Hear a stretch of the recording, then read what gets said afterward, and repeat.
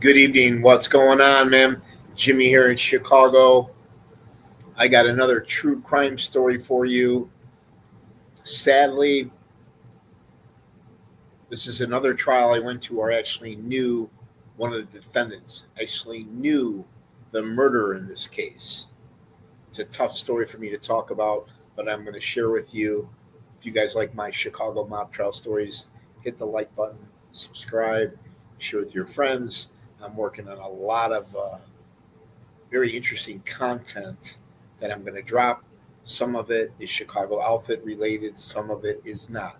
As I mentioned earlier, the Chicago outfit story is pretty much over. There's really nothing left. Most of the guys have went legit. The other have passed away and are on the other side. And the other ones ended up locked up in jail. But they had one hell of a run, right? So I'm working on my very next story. I'll probably drop it this weekend if I have time. I'm going to talk about and expose this guy here, Kevin Matthews. We're going to talk about some of the corruption and racism going on in Kenosha, Wisconsin. I'm also going to do a short story on a trial that I went to in Bridgeview, Illinois, not too far from the mobbed up Polecat Strip Club. We're going to talk about this guy, Alan Kustok. Now, this guy and his wife, they had a pretty good life, right? Both of them had great careers. He was a successful traveling salesman. They had two beautiful children. Their son was the quarterback at Northwestern University, and their daughter was a Chicago sports reporter. This guy was having affairs. His wife found out about it, and rather than get a simple divorce, he decides to kill her, and he made it look like a suicide. So we're going to talk about the murder of Mrs. Kustok and her husband, the alleged killer. Now, as I mentioned before, there's really not too many mob trials left. There are plenty of street gang trials. There's a couple of drug cartels coming up that I might go to related to El Chapo's allies, his son. There's always white collar political corruption trials going on, but nothing compares to the old Chicago mob trials. Now, this guy here is not a mobster, but he's more of a racketeer, white collar gangster. You got a very powerful man here, Michael Madigan.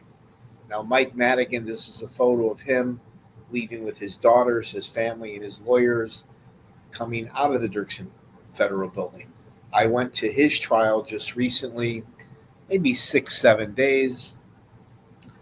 I was there the day he testified in his own defense.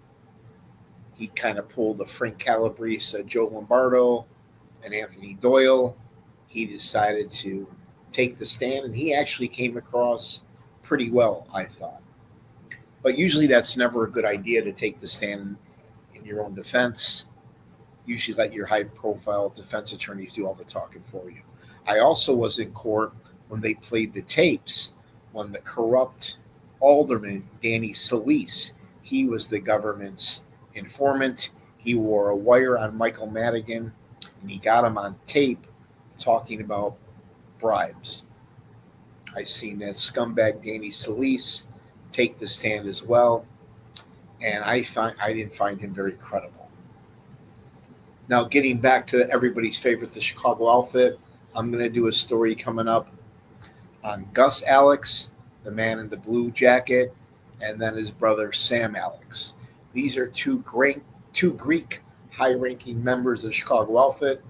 They weren't made members because they were Greek, but they were very powerful, right up there with Tony Accardo, Pat Marcy, Joey Aiuppa, Paul Rica. I mean, you could just tell in this photo how close the two brothers were with the brass of the Chicago outfit.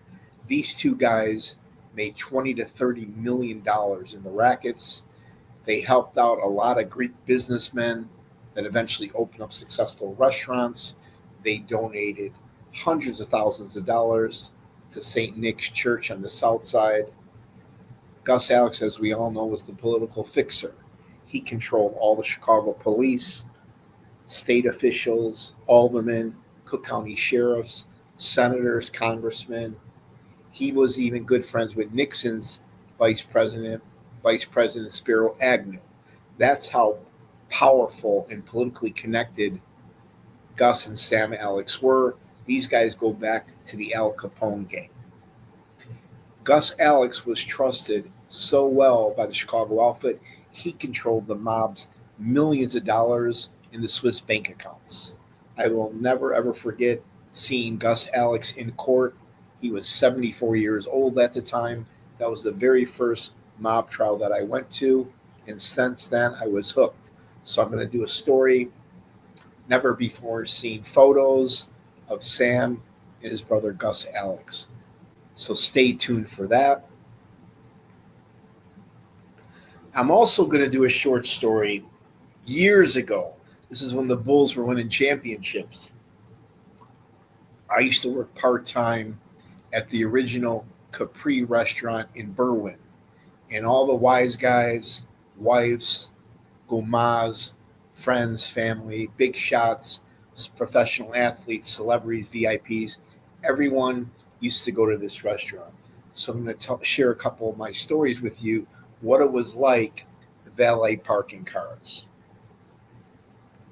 And I'm also working on a story on this legend, Bill Hanhart. Not only was he top cop appointed by Jane Byrne in the 70s, but he had a multi-million-dollar burglary ring going on while he was chief of police. I did a short story on him, but I'm going to dedicate a full story to Bill Hanhart, one of the most interesting, powerful, legendary policemen, associate of the Chicago outfit, and a master thief. So stay tuned. You guys can see I'm working on a lot of new content. Now we're going to get into it. We're going to talk about, I'm going to take you back to right around Christmas time, December 23rd, 2003. Now, we're going to talk about a small little suburb, southwest side of Chicago called Bedford Park. There's only about maybe 1,000 people that live in Bedford Park, mostly working class people, blue collar. But the industrial part of Bedford Park, going from Harlem all the way to Cicero, up and down 71st Street, is a huge industrial park, similar to Elk Grove Village. So there's a lot of manufacturing plants, distribution centers, and that makes that town very, very rich, very wealthy. The Bedford Park Police, Fire Department, Public Works guys have all the best trucks, equipment, uniforms, everything. Again, the people that live in Bedford Park aren't rich, but the town is worth millions of dollars. Same thing with a lot of other towns like Rosemont, Oak Brook. A lot of these towns, Burr Ridge, have a lot of money that the taxpayers pay. And if you're very lucky, you could get a sweetheart contract, sometimes a no-show or a regular job working for the village, and have pretty much a career and guarantee a nice pension. But I bring this up because the defendant, the murderer, was from Bedford Park. He grew up in Bedford Park, and I remember him as a kid. He used to play basketball, baseball, and he was actually pretty good. He's a pretty good point guard. And he used to spend a lot of time at the youth center called the Swanson Center. Here they have basketball, volleyball, gymnastics, a game center. It's a place for kids to hang out, keep them out of trouble, and keep them off the streets. And for the most part, Sammy Lupo was a pretty good kid. Just like Danny Williams, the murderer I talked about yesterday. He's the guy that killed his friend. He stabbed him 15 times, ransacked his house, torched the apartment, torched the house, and then went on a spending spree. He eventually got caught, and he said on the stand in his own defense that I was not in the right state of mind. And that was an understatement because Danny Williams was high on Wiki Stick, which is PCP, and drinking a lot of alcohol at the time. Most crimes, as we all know, people are heavily intoxicated or high on drugs when they commit these stupid crimes. Now, with Sammy Lupo, I don't really remember him being a burnout or a drug addict. I'm not sure what happened to him from, say, 8th grade until his early 20s, because when I knew this little punk when he was a kid, I used to see him all the time playing sports like a normal teenager. But something happened to him along the way, and we're going to talk about what the judge called a heinous, unspeakable crime. This piece of shit was dating his girlfriend, his baby mom, if you will, Brenda Sexton. Now remember her. She used to work at one of the pawn shops on the Southwest Side before she became a cop. At the time of her murder, Brenda was a mother, a wonderful mother, had several kids, pretty much a single mom, and also a Chicago police officer. Well, this scumbag here was obsessed with Brenda. And I've seen this a lot where some men, a woman gives them a little pussy and they automatically get pussy whipped. They forget about their friends and neglects their job. All they think about is their girlfriend, and they're obsessed with these women. And a lot of them are possessive, very, very jealous. And some of them, when the girl breaks up with them, breaks your heart, or she's cheating on you, some guys fall to pieces. Now, me, there's much more serious things in life to get all down and out over a girl. But some guys just cannot handle it. Like I mentioned in a couple stories earlier, I had a cousin, 28 years old. He was a Chicago Cook County sheriff. He was a cop. He committed suicide. He caught his girlfriend with another guy, got wasted on alcohol, and without thinking about his wonderful family, he killed himself over a girl. So some people, like this coward here, just cannot handle being in a relationship. Now, him and Brenda, I guess, had a pretty rough relationship. There were several domestic calls where the cops came, and most domestic calls, the cops don't really do much. There's really not a lot they can do. Kind of falls on deaf ears. But sometimes those calls are a call for help, a cry for help. Poor Brendan, she should have left this animal after the first or second fight.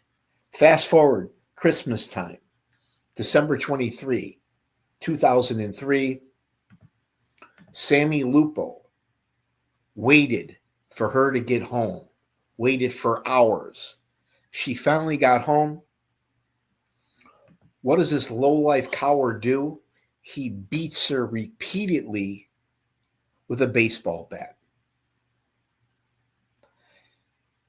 I remember the police officer, one of my friends, who was present after he went to the crime scene, and he said the brutal was so brutal that this poor woman's eyes were popped out of her head. So this lowlife brutally beats his girlfriend to death. He goes to a family-owned Brown's Chicken restaurant right there in Archer in Harlem, a place I'd been to hundreds of times, robs the place, steals whatever money is in the safe, in the cash register, and now Sammy Lupo's on the run. He's heading to Lake Geneva, Wisconsin. Now you've got local police, state police, and the sheriff helicopter looking at him. And sadly, during the pursuit, the helicopter crashed and killed the pilot, the co-pilot, and a sheriff. During the trial, the prosecutor tried to blame this helicopter accident on Sammy Lupo, but the judge would not allow that in. So fast forward, there really wasn't much of a defense. Sammy Lupo was found guilty for the murder of Brenda Sexton. I know his family. I knew his mom. I'm friends with his sister. I'm real good friends with his brother. His brother works for the village. I graduated his brother. Now his sister, who works at the library, supports her brother, Sammy Lupo. She actually has a social media account that they post for him. She goes to visit him in prison and actually feels sorry for Sammy Lupo. And I'm sure she gives him weekly, monthly commissary. But this scumbag is very lucky to have a sister that loves and cares for him. However, his mom, his brother Joe, his other siblings, and other friends and family wanted nothing to do with him. I don't know what happened to this kid. He went from a normal kid, little kid playing basketball, playing sports, falls in love with a Chicago cop. I don't know what she saw in this low life. He had to be high. He had to be on drugs. I'm not sure. But he brutally beat this poor woman with a bat, gets caught.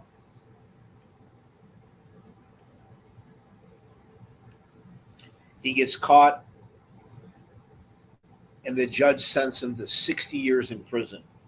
And unlike Danny Williams, who did 36 years and got out, Sammy Lupo was 29 years old at the time of the murder.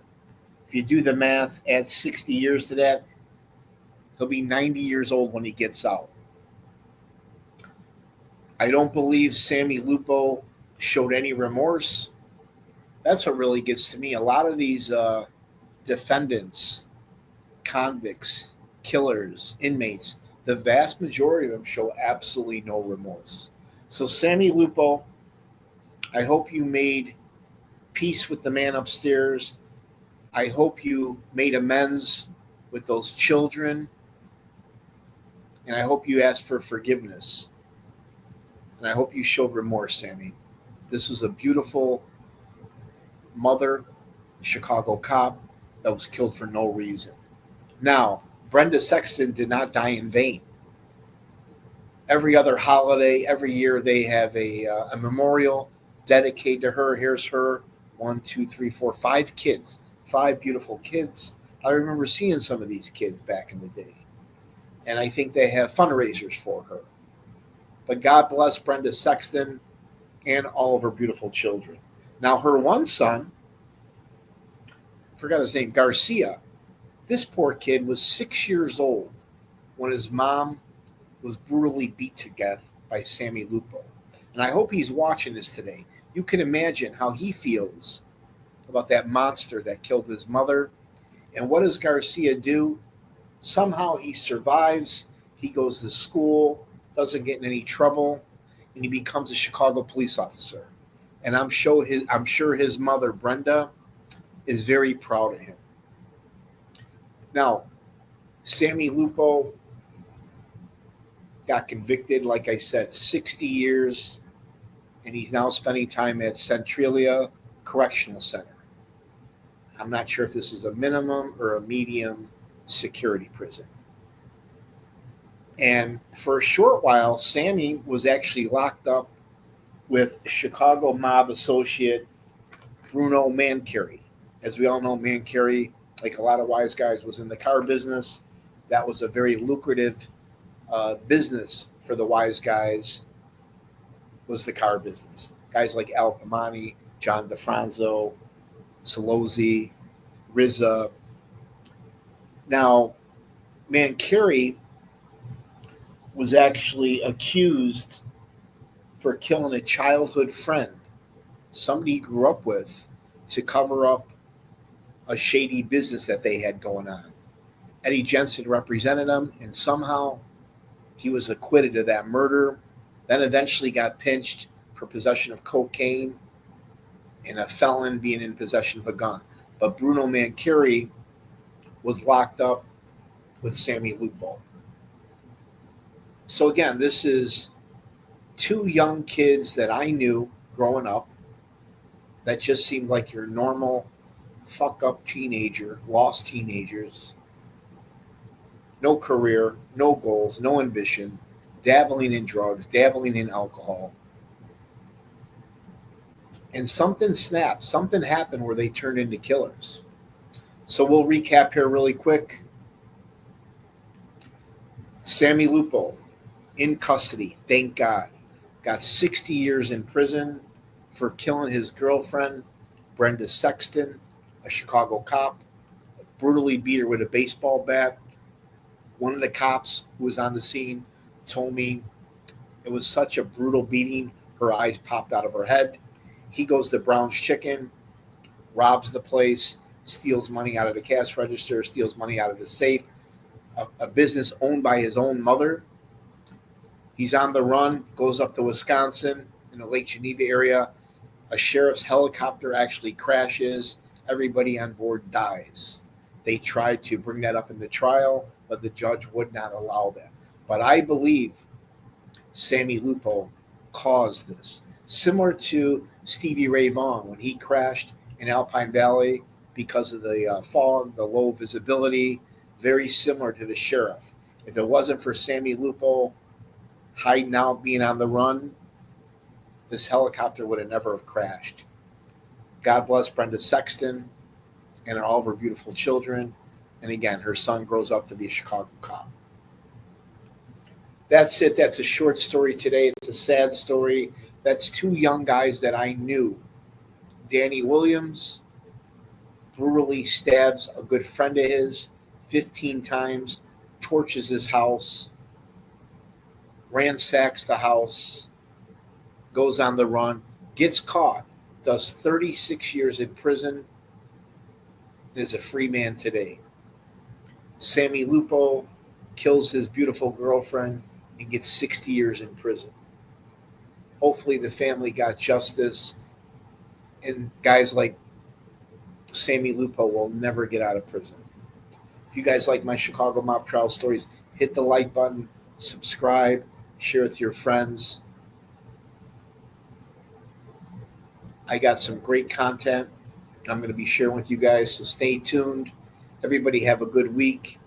And again, I got to call out some of you trolls, some of you haters. Put down the drink. Get off your porn sites. Grab the old lady and take her to bingo. Get a life. Ciao, guys.